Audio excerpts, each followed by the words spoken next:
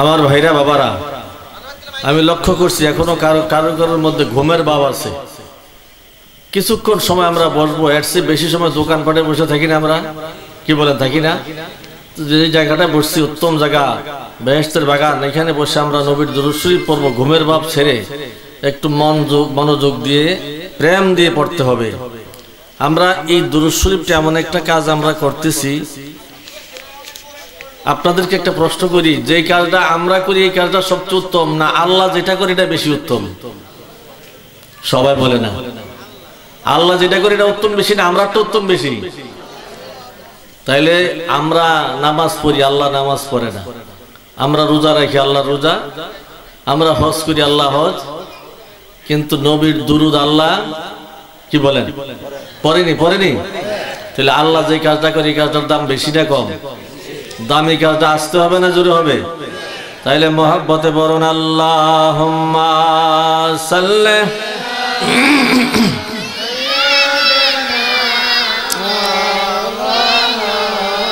মুহাম্মাদ ওয়া আলা আলি সাইয়্যিদিনা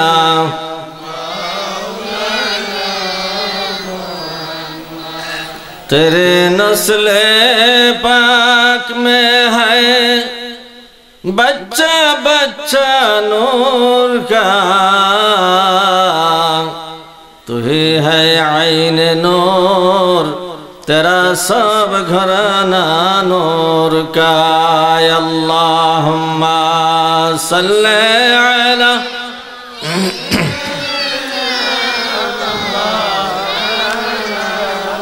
मुहम्मद व अला आलि मौलाना सुबहानल्लाह वल्हम्दुलिल्लाह ला सुबहानल्लाह वल्हम्दुलिल्लाह ला ला इलाहा ला इलाहा ला ला इलाहा ला इलाहा ला इलाहा ला इलाहा ला इलाहा हस्बी रब्बी जल्लल्लाह मा फी क़ल्बी गैरुल्लाह, हस्बी रब्बी मा फी क़ल्बी नूर मुहम्मद सल्लल्लाह नूर मुहम्मद ला इलाहा ला इलाहा ला इलाहा ला इलाहा इल्लल्लाह मुहम्मदुर रसूलुल्लाह सल्लल्लाहु अलैहि वसल्लम। बलगल उला बिकमालिहि कशफत दुजा बिजमालिहि हसनत जमीउ वालिहि बलगल उला बिकमालिहि कशफत दुजा बिजमालिहि हसनत जमीउ खिसालिहि कलमा तौहीद अर्श लेखा तरबमेते मुहम्मद का। चित्कार मारबेन या रासूलुल्लाह, जोरे बोलेन मारहाबा। दुःखजनक हलो सत्यि कथा, बर्तमान समय आमादेर बांग्लादेशे पृथिवीर अन्य देशও আছে আহলে হাদিস নামে এক সংগঠন, তারা বলতে চায় নবীর নাম আল্লাহর নামের সাথে থাকবে না। নাউজুবিল্লাহ বাড়ি দিয়ে বলবেন, নবীর নাম আল্লাহর নামের সাথে থাকলে শিরিক হয়ে যাবে। আরশে আজিমে আল্লাহর কুদরতি কলম দ্বারা লেখা রয়েছে লা ইলাহা ইল্লাল্লাহু মুহাম্মাদুর রাসূলুল্লাহ সাল্লাল্লাহু আলাইহি সাল্লাম। এখন তারা আল্লাহর নাম থেকে নবীর নাম পৃথক করে দেয়। এই সকল লোকদেরকে কতল করা ওয়াজিব, শরীয়তের মাসলা হলো ওয়াজিবুল কতল, তাদেরকে কতল করা ওয়াজিব। আজকে কিছুদিন হয় জেল থেকে বেরিয়েছে একজন বক্তা, বর্তমান বাংলাদেশে শাইখের আর মুফতির অভাব নাই, শাইখ আর মুফতি। জেল থেকে বের হয়েছে মাত্র, নামটাও বলে দেয় আমির হামজা। সে চট্টগ্রাম লালখান বাজার এক মাহফিলে বলছে, তফসির মাহফিল করতেছে, সে বলছে যদি নবীজি এখন জিন্দা থাকতো আর এদিক দিয়ে যাইতো তাহলে আমার তফসির মাহফিলে নবীজি বসতো। আপনারা ঘুমাই গেছেন? কথাটা কি খেয়াল করছেন? কি বলছে? যে নবীজি তার তফসির মাহফিলে বসতো।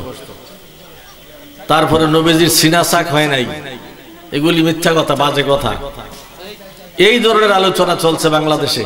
আর যত আলোচনা সমালোচনা একমাত্র নবীজিকে নিয়ে, আর কাউকে নিয়ে না। আচ্ছা আপনারা বলুন, তারা বলতে চায় এগুলি বলে আমরা বেদাত শিরক থেকে তারা বাঁচায়, তারা নবীকে পবিত্র রাখে। যদি যে কেউ কাউকে ভালোবাসে তার প্রশংসা করে না বদনাম গায়, তো তারা যেগুলি বলতেছে এগুলি কি প্রশংসা না বদনাম? তো বদনাম কই কি কারোর প্রিয় পাত্র হওয়া যায়?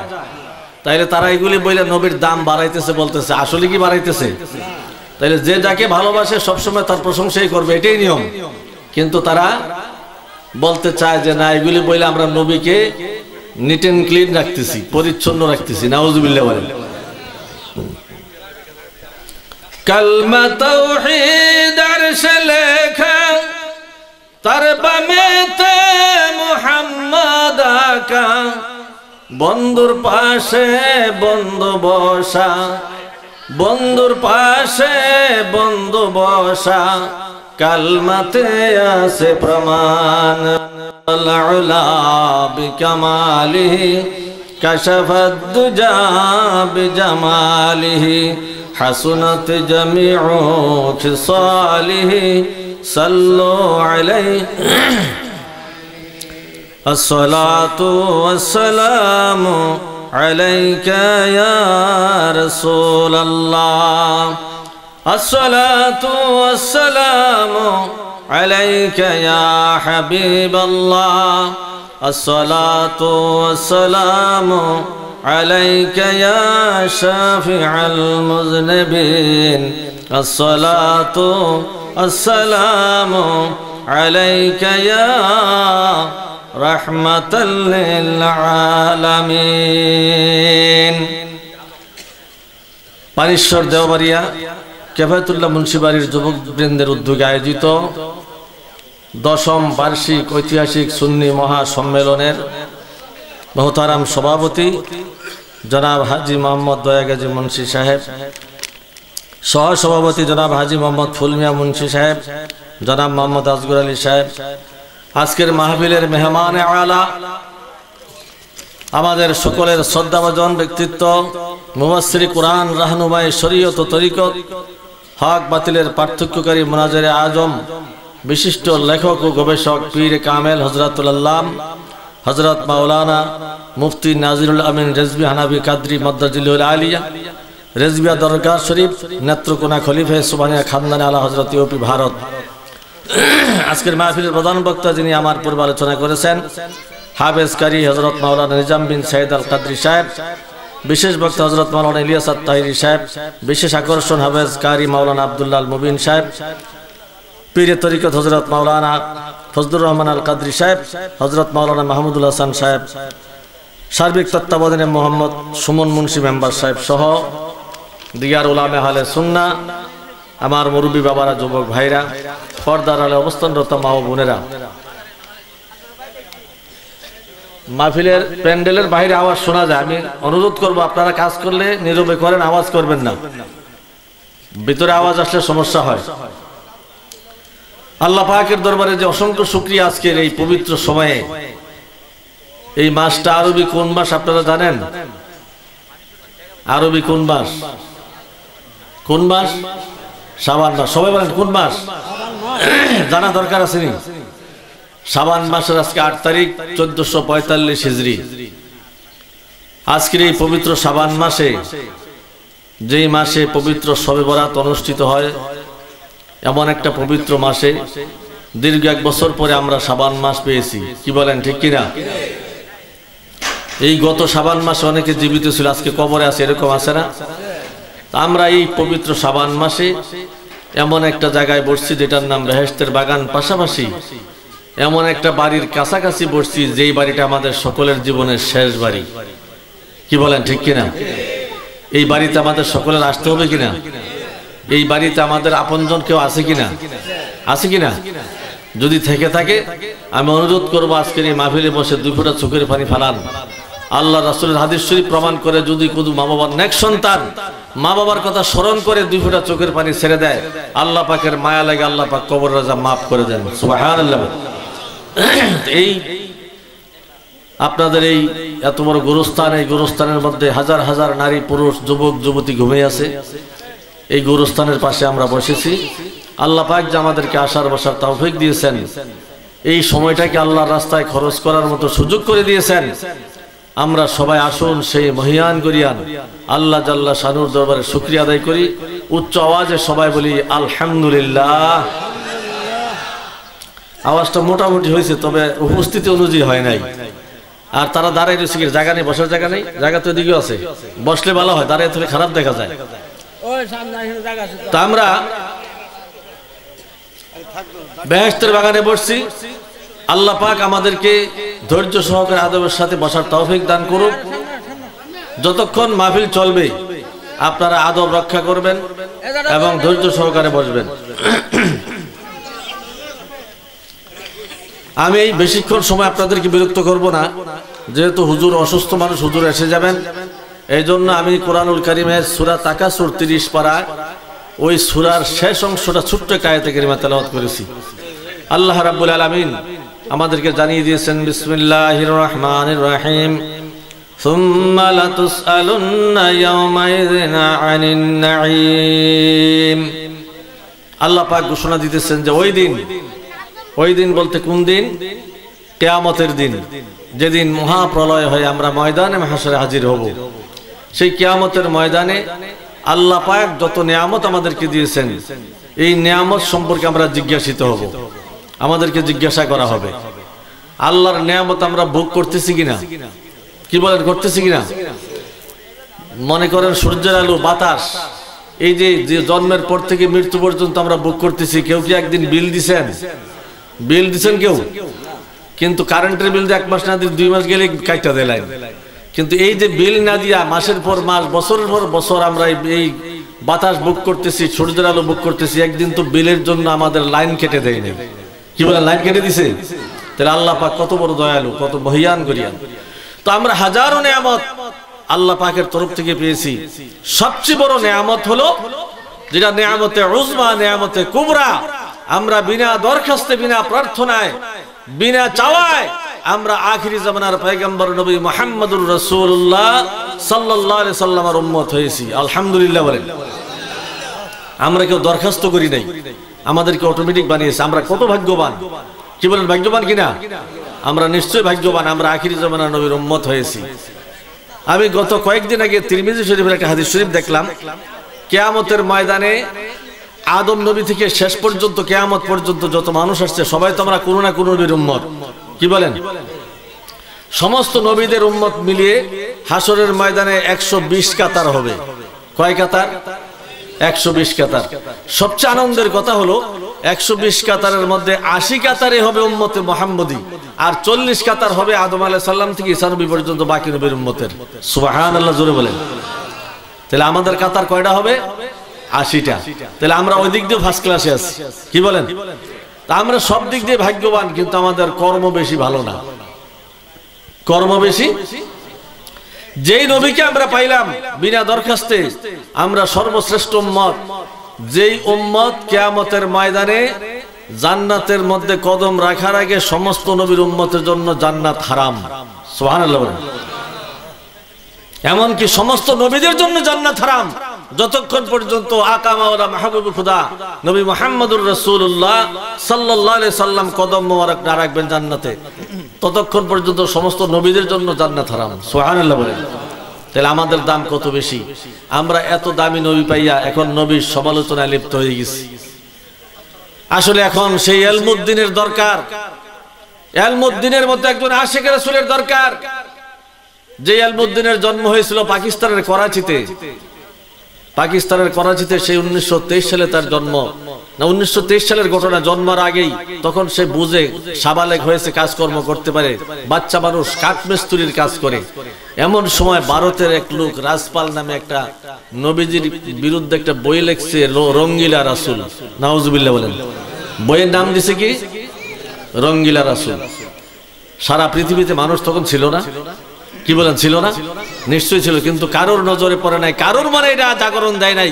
সেই এলমুদ্দিন সে যখন এই কথা বই শুনলো, তার মনের মধ্যে আবেগ সৃষ্টি হয়েছে যে আমি রাজপালকে হত্যা করে ছাড়বো। সুবহানাল্লাহ বলেন। এখন সেই রকম এলমুদ্দিনের দরকার। এলমুদ্দিন সেই পাকিস্তান থেকে ভারতবর্ষে যাইয়া রাজপালকে খোঁজ করে বের করে নিজ হাতে তাকে জবাই করে দিয়েছে। সুবহানাল্লাহ বলেন। এখন ভারতবর্ষের পুলিশ তাকে গ্রেফতার করেছে, মামলা হয়েছে তার বিরুদ্ধে, মামলায় তার ফাঁসি হয়ে যাবে। অ্যাডভোকেট উকিলরা সব তার পক্ষে, তাকে বলছে যে তুমি শুধু এই কথাটা বলবা এজলাসে দাঁড়াইয়া যে আমি যখন তাকে মারি তখন আমার ব্রেন ঠিক ছিল না, মাথা ঠিক ছিল না, আমি একটা পাগলের মতো ছিলাম, এই জন্য মারছি।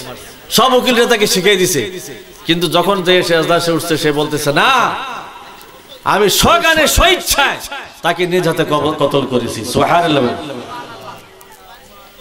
পরবর্তীতে উকিলটা তাকে জিজ্ঞাসা করলো যে তোমাকে আমরা সবাই মিলে পরামর্শ দিলাম, তুমি আমাদের কথা না শুনে এটা কেন বললা?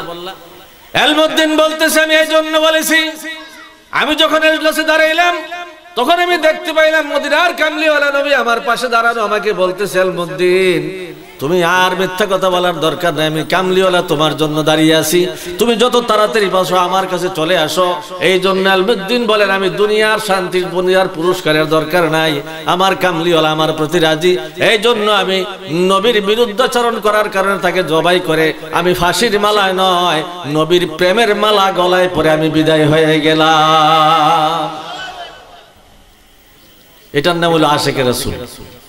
এর নাম কি? ইচ্ছা করলে মিথ্যা কথা বইলা নয় সই কইরা কিছুদিন বাচ্চা থাকতে পারতো, এই বাচ্চার কোনো দাম আছে? দাম আছে? এখন তার চলে যাওয়ার দাম হয়েছে কিনা? কি বলেন, হয়েছে কিনা? আমার ভাইরা বাবারা, বড় দুঃখ লাগে, আফসোস লাগে, আজকে কোনো কাউকে নিয়ে কোনো সমালোচনা নাই। যেই নবীর প্রতি আমার আল্লাহ আশিক, নবীজি মাশুক, কি বলেন আল্লাহ নিজে খুদা আশিক হইয়া দোস্তি করলেন যার সাথে, নামে দিলেন নাম মিশাইয়া দেখ নাচে আরশেতে। আল্লাহুম্মা সাল্লি আলা নাবিয়ানা শাফিয়ানা মুহাম্মদ। আল্লাহুম্মা সাল্লি আলা নাবিয়ানা শাফিয়ানা। اللهم صل على سيدنا محمد مولانا محمد। اللهم صل على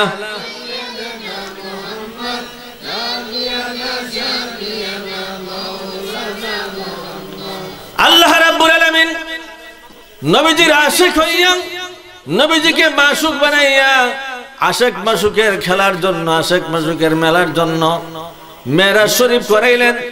এখন এই মেরাজ শরীফ নিয়েও বর্তমান সময়ের শায়েখদের মধ্যে, মুফতি সাহেবদের মধ্যে বিভিন্ন বিতর্ক, বিভিন্ন সমালোচনা।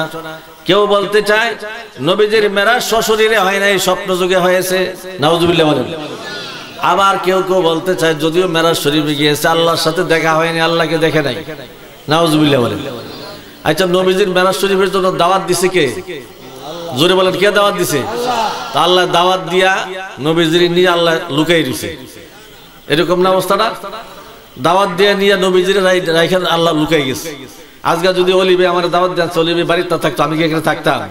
তাহলে আমার আর অলিবের মধ্যে যেরকম আল্লাহ এবং রাসূলের মধ্যে কিরকম ভয় হইতে পারে? তাইলে আল্লাহ লুকাই গেছে। আবার কয় যে কোরআন শরীফে একটা আয়াত আছে, সুম্মা দানা ফাতাদাল্লা ফাকানা কাবা কাউসাইন আও আদনা। আল্লাহ মাধ্যমে কাছাকাছি হয়ে গেছে, এইরকম একটা ধনুক টান দিলে দুইটা ধনুকের মাথা যত কাছাকাছি হয়, আল্লাহ এবং আল্লাহর রাসূল যত কাছাকাছি হয়ে গেছে। সুবহানাল্লাহ বলেন। এরপর আল্লাহ বলছেন উদ্দু মিন্নি নবী আপনি আমার কাছে আসুন। এখন তারা কয় না, এই কথাটা জিবরাইল আর নবীর কথা। নাউজুবিল্লাহ বলেন। আচ্ছা, জিবরাইল আর নবী, জিবরাইল তো সিদরাতুল মুনতাহা পর্যন্ত যাইয়ে কারবার শেষ, কি বলেন শেষ না? এখানে যাইয়ে বায়তুল মুকাদ্দাস থেকে সিদরাতুল মুনতাহা পর্যন্ত যাইতে সময় লাগে কতক্ষণ জানেন? বর্তমান বিজ্ঞান গবেষণা করে বাইর করছে, আমরা জানি আলোর গতি প্রতি সেকেন্ডে 1,86,000 মাইল। কত মাইল? আলোর গতি প্রতি সেকেন্ডে 1,86,000 মাইল। যদি 1,86,000 মাইল বেগে একটা বাহন উপরের দিকে চলে, তাইলে বায়তুল মুকাদ্দাস থেকে সিদরাতুল মুনতাহা পৌঁছতে 60,000 আলোকবর্ষ সময় লাগবে। সুবহানাল্লাহ। সেখানে আমার নবীর এক কদম মোবারক বায়তুল মুকাদ্দাসে, আর এক কদম মোবারক সিদরাতুল মুনতাহায়। জিবরাইল আমিন সেখানে যায়, ইয়া রাসূলুল্লাহ আমার পাওয়ার শেষ, যদি এরপরে আমি এক কদম অগ্রসর হই আমার 600 নূরের পাখা ঝরে পড়ে যাবে। তাহলে জিবরাইল সিদরাতুল মুনতাহায় গিয়ে শেষ।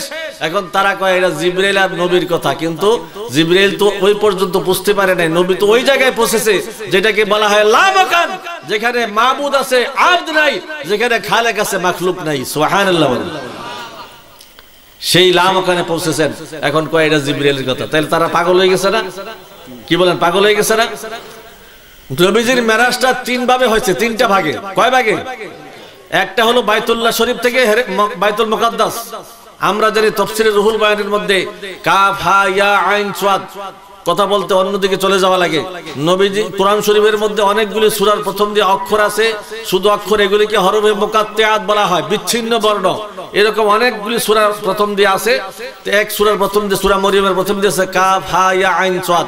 যখন জিবরাইল আমিন এই ওহী নিয়ে আসছেন, আয়েশা নবীজির কাছে বলছেন, ইয়া রাসূলুল্লাহ আমি ওহী নিয়ে আসছি কাফ হা ইয়া আইন সাদ। নবীজি কয় সামনে বড়, আমি বুঝেছি। সুবহানাল্লাহ বলতেন না? জিবরাইল কয়, ইয়া রাসূলুল্লাহ আমি কোরআন শরীফ নিয়ে আসলাম, আমি কিছু বুঝলাম না, আমি না বলতে আপনি বুঝে ফেললেন। তাইলে বুঝা গেল এটা আশিক মাশুকের খেলা। কি বলেন? মিয়ানে আশিক ও মাশুক রমিজিস্ত কিরামান কাতিবিন রাহাম খবর নিস। আশিক মাশুকের মধ্যে এমন কর্মকাণ্ড চলে, এমন খেলা চলে, যেটা আমার কাদের কিরামান কাতিবিন ফেরেশতাও টের পায় না। সুবহানাল্লাহ। তো বলতেছিলাম 3 ভাবে হয়েছে। একটা হলো বাইতুল্লাহ শরীফ থেকে, হারাম শরীফ থেকে বাইতুল মুকাদ্দাস পর্যন্ত। এই আয়াতের ব্যাখ্যায় লিখেছে নবীজির 3টা সূরত। কয়টা? জোরে বলেন কয়টা? একটা সূরতে বাশারি, আর একটা সূরতে মালাইকি, আর একটা হলো সূরতে হাক্কি। সূরতে বাশারির মেরাজ শরীফ হলো বাইতুল্লাহ শরীফ থেকে বাইতুল মুকাদ্দাস পর্যন্ত, এটা হলো সূরতে বাশারির মেরাজ শরীফ। আর এইটুকুই মেরাজ, এইটুকুই হলো রাত্রিকালের ভ্রমণ। এরপরে বাইতুল মুকাদ্দাস থেকে সিদরাতুল মুনতাহা পর্যন্ত, এইটা হলো সূরতে মালাইকির মেরাজ শরীফ। সিদরাতুল মুনতাহা থেকে লা মাকান পর্যন্ত, এটা হলো সূরতে হাক্কির মেরাজ শরীফ। এই কথার হাকিকত আমার আল্লাহ ছাড়া কেউ জানে না। সুবহানাল্লাহ। আল্লাহ এবং আল্লাহর রাসূলের হাকিকত তারা দুইজনে জানে, আর কেউ। এই সূরতে হাক্কি যেটা, এটা এমন একটা সূরত যেটা দুনিয়ার মানুষ বুঝতে পারবে না। এটার প্রমাণ দিয়েছেন মা আয়েশা সিদ্দিকা রাদিয়াল্লাহু তাআলা আনহা। মা আয়েশা সিদ্দিকা রাদিয়াল্লাহু তাআলা আনহাকে নিয়ে আল্লাহর রাসূল মাঝে মাঝে কৌতুক করতেন, শরীয়ত সম্মত আনন্দ করতেন, মাঝে মাঝে দুইজনে দৌড় প্রতিযোগিতা করতেন। সুবহানাল্লাহ বলেন। আমরা দৌড় প্রতিযোগিতা করি, আমরা দৌড়াই। নাউজুবিল্লাহ বলেন। কথা কি ভুল কইলাম? আপনারা না, কিছু কিছু মানুষ আছে আর কি দৌড় প্রতিযোগিতা করে না, দৌড়ায়। কিন্তু না, নবীজি আমাদেরকে এটাও শিখিয়ে দিয়ে গেছেন, স্বামী স্ত্রী কিভাবে চলবে সেটাও শিখিয়ে দিয়ে গেছেন। আল্লাহ রাসূল মাঝে মাঝে এইভাবে আনন্দ করতেন। একদিন রাতের বেলায় দুইজনের মধ্যে হাসি তামাশা চলছে, হঠাৎ করে মা আয়েশা সিদ্দিকা রাদিয়াল্লাহু তাআলা আনহা তার নিজের ওড়নাটা নিয়ে নবীজিকে ওড়না দিয়ে জড়াইয়া ধরলেন। ওড়নার 2 মাথা মা আয়েশা সিদ্দিকার হাতের মধ্যে রয়েছে। ওড়না ধরে যখন পেঁচাইয়া ধরলেন, কিছুক্ষণ পরে দেখে মা আয়েশা সিদ্দিকা ওড়নার 2 মাথা ধরা আছে ঠিক, কিন্তু মাঝখান থেকে রাহমাতুল লিল আলামিন নাই। মা আয়েশা সিদ্দিকা বলেন, ইয়া রাসূলুল্লাহ হাকিকত কিছুই বুঝলাম না, ওনার 2 মাথা তো আমার হাতেই রইলো, আপনি কোন দিক দিয়ে বেরিয়ে গেলেন? আল্লাহর রাসূল বলে, আয়েশা রে, তুমি আমার বিবি হইতে পারো ঠিক, কিন্তু আমার হাকিকত আমার আল্লাহ ছাড়া কেউ বুঝে না। আর টেন্না মিন্না শায়েক তারা বলে নবীরে চিন্না লিছে। নাউজুবিল্লাহ কোন নবী আমাদের মতো নবী? আয় হায়, তারা শায়েক হয়ে গেছে, শায়েক। এই তিন অবস্থায় নবীজির মেরাজ শরীফ হয়েছে। এখন এই মেরাজ শরীফ নিয়েও সমালোচনার ঝড় উঠতেছে। আল্লাহ পাক তাদেরকে হেদায়েত নসিব করুক, সকলে বলুন আমিন। আমার ভাইরা বাবারা, যেই নবীকে আমরা নিয়ামত হিসেবে পাইয়া, নিয়ামতে উজমা নিয়ামতে কুবরা হিসেবে পাইয়া আমরা ধন্য হইলাম, সেই নবীর বিরুদ্ধে কোনো কিছু বলার ক্ষমতা আমরা রাখি না। ফাকার কিতাব প্রমাণ করে পৃথিবীর কোন মানুষ যদি নবীজির জুতা মুবারক নিয়ে কোনো রকমের মন্তব্য করে, সাথে সাথে তার ঈমান চলে যাবে। এই জন্য ইমাম আবু ইউসুফ রাহমাতুল্লাহ আলাইহি তার কিতাবের মধ্যে একটা কথা লিখেছেন। বাদশাহ হারুনুর রশিদ, খলিফা হারুনুর রশিদের দরবারে মেহমানখানা ছিল, সরাইখানা ছিল। সেখানে মানুষদের জন্য সব সময় পাক করা চলতো, মানুষকে মেহমানদারি করতো, খাওয়াইতো। একদিন খলিফা হারুনুর রশিদের দরবারের মধ্যে লাউ পাকানো হইতেছে, লাউ কদু, আমরা লাউ চিনি তো সবাই, লাউ পাকানো হইতেছে। একজন লোক বলল, নবীজি লাউ বড় পছন্দ করতেন, ভালোবাসতেন, লাউ তরকারি ভালোবাসতেন। এই কথার পাশাপাশি আরেকটা লোক শুনেই বলল, আমি লাউ পছন্দ করি না। যেই মাত্র এই কথা বললেন, ইমাম আবু ইউসুফ রাহমাতুল্লাহ আলাইহি তার তরবারি খাপ থেকে তরবারি খুললেন যে তোমাকে কতল করা ওয়াজিব হয়ে গেছে। কারণটা কি? কারণ হলো এক ব্যক্তি বলছে নবীজি লাউ পছন্দ করেন, এই কথার মোকাবেলায় তুমি বলছো আমি লাউ পছন্দ করি না। নবীজির পছন্দের মোকাবেলায় তুমি যেহেতু অপছন্দের কথা বলছো, এই জন্য তোমাকে কতল করা ওয়াজিব হয়ে গেছে। সুবহানাল্লাহ। আর আমরা বলি নবী আমাদের মতো রক্তে মাংসে গড়া, দোষে গুণে ভরা। নাউজুবিল্লাহ, জোরে কইবেন না আস্তে কইবেন? আয় হায়। আমার ভাইরা বাবারা, নবীর শান মান কত বেশি। হযরত মুসা আলাইহিস সালাম তুর পারে আল্লাহর সাথে কথা বলতেন, আমরা জানি। তুর পারে কথা বলতে বলতে একদিন আল্লাহকে জিজ্ঞাসা করতেছে, আল্লাহ তুমি আমাকে উপাধি দিয়েছো আমি কালিমুল্লাহ, মুসা কালিমুল্লাহ, আর শেষ নবীকে উপাধি দিয়েছো হাবিবুল্লাহ। আল্লাহ আমার জানতে বড় ইচ্ছা হয় কালিমুল্লাহ আর হাবিবুল্লাহর মধ্যে তফাৎ কি, পার্থক্য কি, এটা জানার জন্য আমার খুব ইচ্ছা হয়। আল্লাহ বলেন, মুসা শোনো, কালিমুল্লাহ তিনি যিনি নিজের ইচ্ছা মতো তুর পাহাড়ে আসে আমার কালাম নেওয়ার জন্য, বাণী নেওয়ার জন্য। আয়েশা তুর পাহাড়ে জুতা নিয়ে উঠতে চায়, আকাশবাণী হয় জুতা নিয়ে ওঠা যাবে, জুতা খুলে আসতে হবে পাহাড়ের মধ্যে। তিনি হইল কালিমুল্লাহ, আর হাবিবুল্লাহ হইল তিনি যিনি কাবার আঙ্গিনায় অথবা উম্মে হানির কামরায় ঘুমন্ত অবস্থায় আছেন। আল্লাহ নিজে দাওয়াত দিয়া মেহমান বানাইয়া, আল্লাহ পাক জিবরিল এবং মিকাইল ফেরেশতাকে দিয়া ৭০,০০০ ফেরেশতার বহর পাঠাইয়া বরযাত্রী সাজাইয়া জিবরিলকে সেই বাইতুল্লাহর সেই আঙ্গিনায় পাঠিয়েছেন নবীকে আনার জন্য। নবী ঘুমন্ত অবস্থায় আছেন, যাইয়া চিন্তা করতেছেন জিবরিল ডাক দেব কি দেব না, ডাক দিলে আমার বেয়াদবি হইতে পারে, ইতস্ত করতেছেন।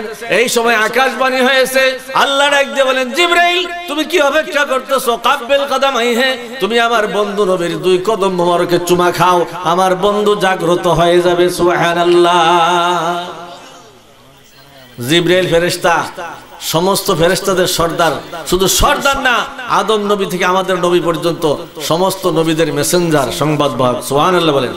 তো জিবরিল রে কয় আমার নবীর কদম মোবারকে চুমা খাও। জিবরিল চুমা খাইয়া নবীজিকে জাগ্রত করলেন। নবীজি সেই মেরাজের ঘটনা যখন বললেন, নবীজিকে সেই জমজমের কূপ দ্বারা সিনা সাক করে নবীজির বক্ষ মোবারক বিদীর্ণ করে, নবীজির বক্ষ মোবারক বিদীর্ণ করে ধৌত করে আবার জায়গায় রেখে দিলেন। এরপরে নবীজিকে নিয়ে গেলেন মেরাজ শরীফে ৭০,০০০ ফেরেশতার বহর নিয়া। তাইলে এই জিবরাইল আমিন মিকাইল ফেরেশতা সহ ৭০,০০০ ফেরেশতার বহর নিয়া নবীজিকে দাওয়াত করে নিয়ে গেলেন। একটা নিজের ইচ্ছা যাওয়া আর দাওয়াত করে নেওয়া পার্থক্য আসেনি? কি বলেন, আসেনি? আল্লাহ বলেন, মুসা তিনি হলেন হাবিবুল্লাহ। তিনি হলেন কি? হাবিবুল্লাহ। নবীজি বরযাত্রী সাজাইয়া ফেরেশতার বহর লইয়া গেলেন। এই কথাটা আলা হযরত কত সুন্দরভাবে বলেছেন, সবে আসরার কি দুলহা পে দায়েম দরুদ, নৌশায়ে বজ মে জন্নাত पे लाखों सलाम, मुस्तफा जाने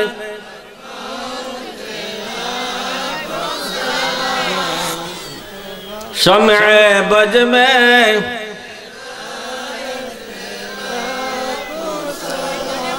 আসল কথা হইল, তকদির যদি খারাপ হয় তাহলে এমনটাই হয়।